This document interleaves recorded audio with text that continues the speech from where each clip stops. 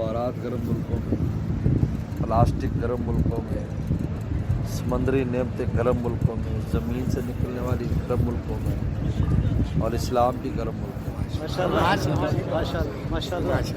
یہ Indonesia, Malaysia کا یہ سب گرم ملک ہیں، یہ پاکستان، عرب کے سارے سب گرم ملک ہیں۔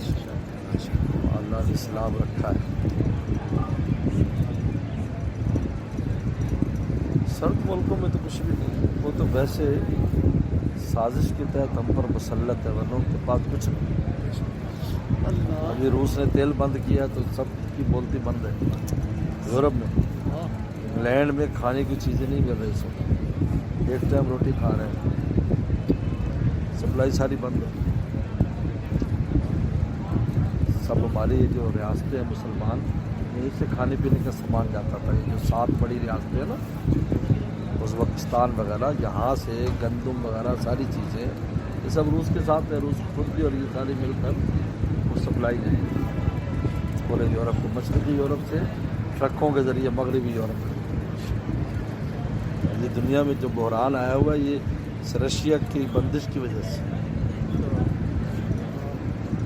گیس بند کی ہوئی، اس نے تیل بند کر دیا، کھانا پینے کا سامان بند کر دیا، سوائے جرمنی ہے اس کے۔ اس لیے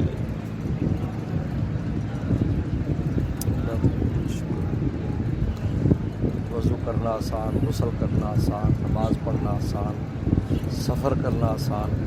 گرمی سردی میں کتنا مشکل ہے، وضو کرنا مشکل، غسل کرنا مشکل، سفر کرنا مشکل۔